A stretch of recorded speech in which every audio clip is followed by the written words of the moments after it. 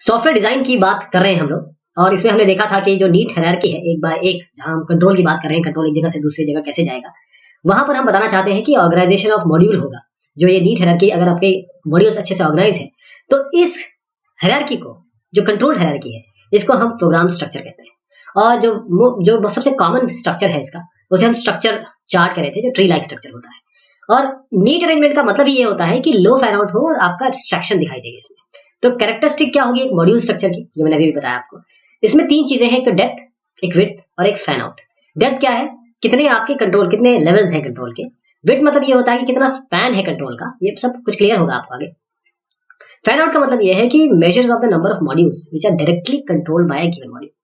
Fan out ये measure इस चीज का होता है कि कितने मॉड्यूल, नंबर ऑफ मॉड्यूल्स जिसको एक मॉड्यूल गवर्न कर रहा है या डायरेक्टली कंट्रोल कर रहा है। मान लीजिए ये मॉड्यूल इन दोनों को कंट्रोल कर रहा है, तो हम कहेंगे कि फैन आउट 2 है। फैन इन क्या होता है, अब इसी को देखिए, इसके लिए कितना कितना फैन इन है, 1 है। मान लीजिए एक मॉड्यूल और मैं यहाँ जोड़ देता हूँ, ये भी इसको कंट्रोल कर रहा है, तो इसके लिए फैन इन कितना हो गया, 2 हो गया। तो फैन इन मतलब ये होता है कि how many modules directly invoke a given module. तो यहाँ पर कितने इसको इन्वोक कर रहे हैं, ये भी कर रहा है, ये भी कर रहा है, तो इसको 2 मॉड्यूल्स इन्वोक कर रहे हैं, इसे हम फैन इन कहते हैं।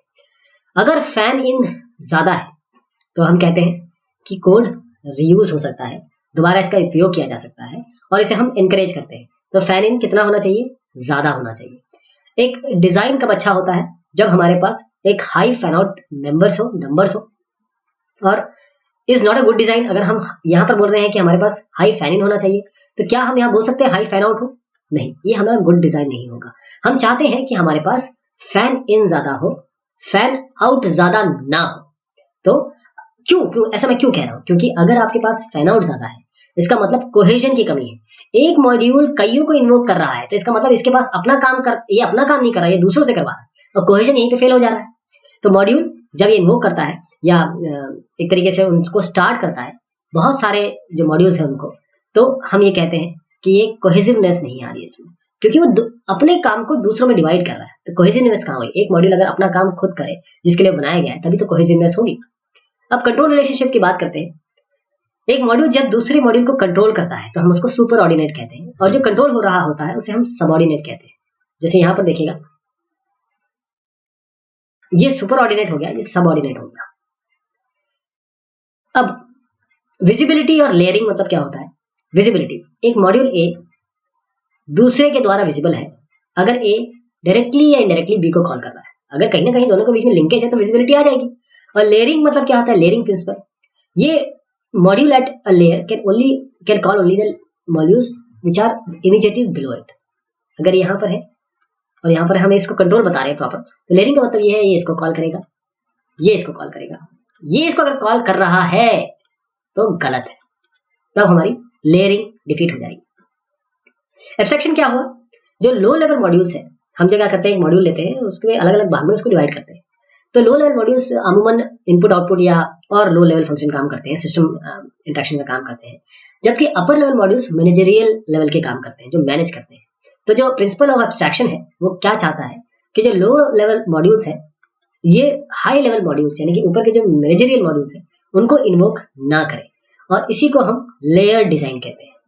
हाई लेवल डिजाइन की अगर हम बात करें तो हाई लेवल डिजाइन ये मैप करता है फंक्शन को मॉड्यूल से। ये फंक्शन और मॉड्यूल आप देख रहे हैं किस तरीके से, ताकि हर एक मॉड्यूल इसमें कोहेजन बहुत ज्यादा हो और कपलिंग मॉड्यूल्स के बीच में कम से कम, और मॉड्यूल्स ऑर्गेनाइज हो नीट हायरार्की में, किसको किसके बाद कहाँ कॉल करना है। तो डिजाइन अप्रोचेस की हम बात करें तो 2 हमारे पास अप्रोच है, एक फंक्शन ओरिएंटेड डिजाइन है, एक ऑब्जेक्ट ओरिएंटेड डिजाइन है। और ये 2 जो डिजाइन अप्रोच है ये रेडिकली डिफरेंट है। ये शब्द ध्यान रखिएगा, रेडिकली डिफरेंट मतलब दोनों की आधारशिला ही अलग है, लेकिन दोनों एक दूसरे के कॉम्प्लीमेंट्री है। कंपीटिंग टेक्निक्स नहीं है, आप ये नहीं कह सकते ये अच्छा ये बुरा, हम उसके वर्सेस भी देखेंगे, लेकिन ये कॉम्प्लीमेंट्री है। कैसे, डिफरेंट स्टेज पे, डिजाइन के अलग अलग स्टेज पे दोनों टेक्निक की अपनी भूमिका है। A system is looked upon as something that performs a set of functions. अगर फंक्शन ओरिएंटेड डिजाइन की बात करें तो हम सिस्टम को इस तरीके से देखेंगे कि जो कुछ काम करने वाला है, कुछ फंक्शन करने वाला है। तो हाई लेवल व्यू पे अगर हम देखें तो हर एक फंक्शन को हम और रिफाइन कर सकते हैं डिटेल फंक्शंस में, और फिर इन फंक्शंस को हम मैप कर सकते हैं मॉड्यूल स्ट्रक्चर। तो एग्जांपल अगर हम देखें, क्रिएट न्यू लाइब्रेरी मेंबर को की तरफ जाएं, तो ये करता क्या है, ये क्रिएट करेगा रिकॉर्ड नए मेंबर के लिए, यूनिक मेंबरशिप असाइन करेगा और प्रिंट करेगा बिल। किसी एक मेंबरशिप के लिए। तो अगर क्रिएट लाइब्रेरी मेंबर फंक्शन, अगर ये इनकी बात करें तो उसमें क्या क्या सब फंक्शंस होंगे? असाइन मेंबरशिप नंबर हो सकता है, क्रिएट मेंबर रिकॉर्ड हो सकता है, प्रिंट बिल हो सकता है। हर एक जो सब फंक्शन की मैंने बात की उसको हमने डिटेल सब फंक्शंस में डिवाइड किया और उसको फिर हम डिटेल में जाएंगे जब तक वो फंक्शन अपना फाइनली कोहेजन में नहीं आ जाता है, अपना एक ऐसा काम नहीं करता है जो वो खुद कर रहा है और अपने लिए कर रहा है और वो जिस किसी काम के लिए बनाया गया है वो कर रहा है। जो सिस्टम स्टेट है वो सेंट्रलाइज है, जैसे मैं कहना चाह रहा हूँ कि ये एक्सेसिबल है डिफरेंट फंक्शन से।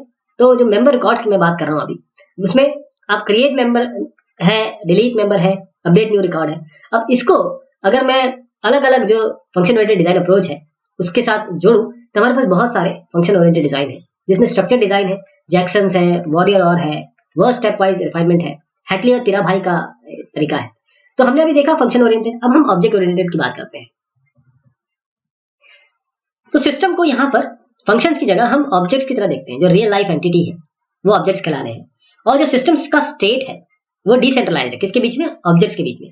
हर एक ऑब्जेक्ट अपने आप खुद अपनी स्टेट की इंफॉर्मेशन मैनेज करता है।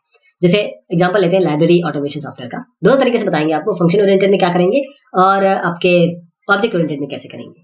हर एक लाइब्रेरी मेंबर है वो अपना सेपरेट ऑब्जेक्ट होगा, उसके अपने डेटा और अपने फंक्शंस होंगे। अभी फंक्शंस की बात भी करते हैं, अपना फंक्शन नहीं होता, एक सिंगल फंक्शन होगा जिसको ये यूज करेगा, डेटा उसका खुद होगा।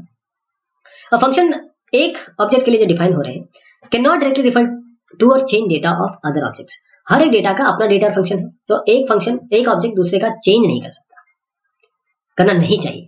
और हर ऑब्जेक्ट का अपना इंटरनल डेटा है जो उसका स्टेट बताता है, और जो एक जैसे ऑब्जेक्ट है उन्हें हम क्लास कहते हैं, तभी ये क्लास की उत्पत्ति हुई। हर एक ऑब्जेक्ट एक मेंबर, किसी न किसी क्लास का मेंबर होना चाहिए। तो हमारे पास क्या है, कुछ ये ऑब्जेक्ट्स हो गए, कुछ ये ऑब्जेक्ट्स हो गए, ये एक जैसे हैं, ये एक जैसे हैं। तो हमने क्या किया, इनको एक क्लास में बांध दिया, ये क्लास हो गई, ये एक क्लास हो गई।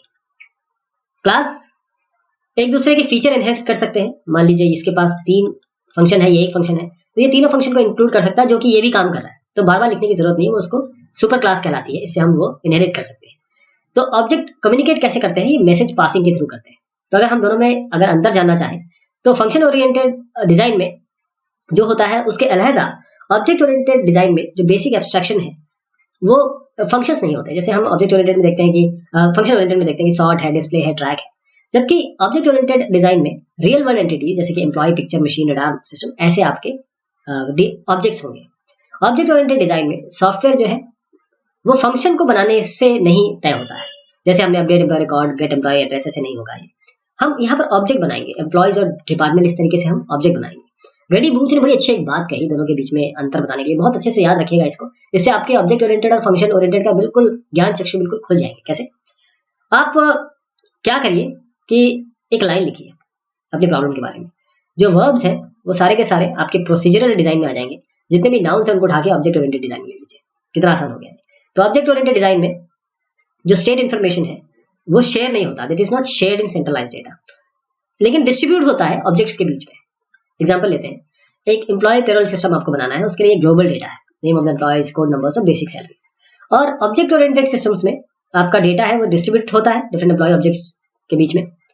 ऑब्जेक्ट कम्युनिकेट कैसे करते हैं? मैसेज पासिंग के थ्रू करेंगे, और एक ऑब्जेक्ट दूसरे ऑब्जेक्ट की इंफॉर्मेशन के बारे में, स्टेट की इंफॉर्मेशन के बारे में पता कर सकता है इंटरोगेटिंग इट। इसकी अलग अलग तकनीक है आपके ऑब्जेक्ट ओरिएंटेड प्रोग्रामिंग में, लेकिन आपको फंक्शन भी तो इंप्लीमेंट करना ही है।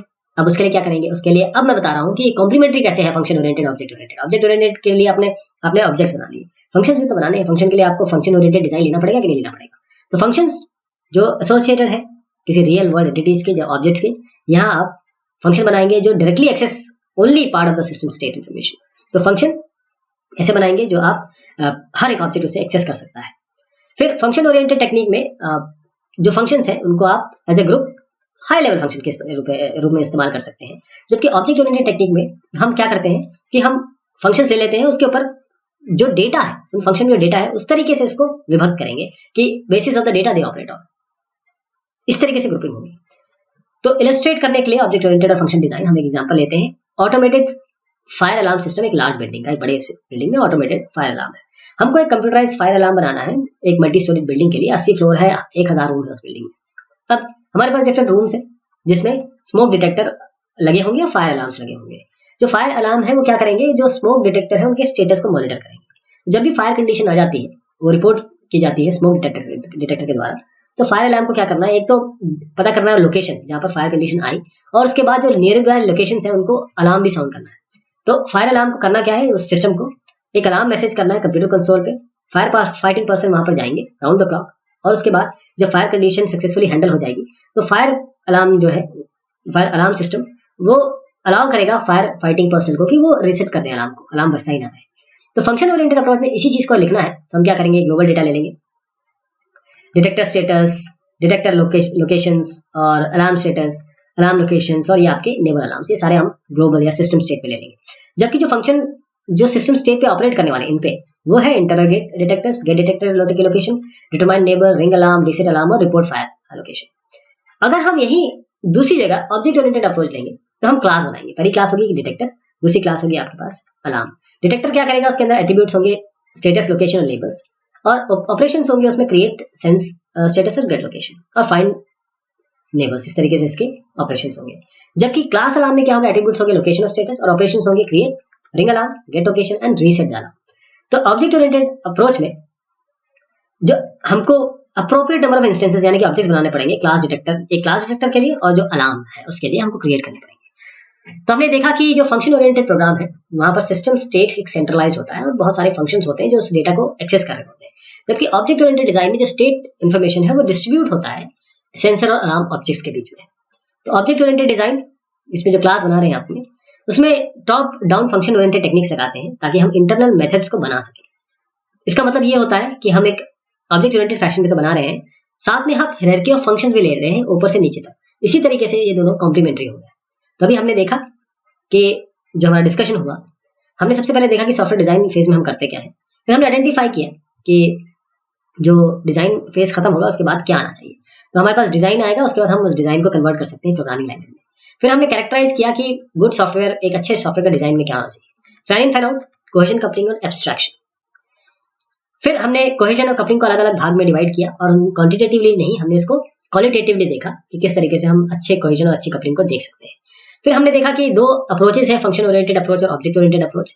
और फिर हमने ये भी देखा कि दोनों के बीच में ये है कि दोनों अप्रोच कॉम्पीटिंग नहीं है, ये कॉम्प्लीमेंट्री अप्रोच है। तो बहुत शुक्रिया, बहुत मेहरबानी आपकी। ये हमने डिजाइन की बात की और ये एक चैप्टर है आपके डॉक्टर राजीव माल की किताब का। बहुत शुक्रिया, बहुत मेहरबानी।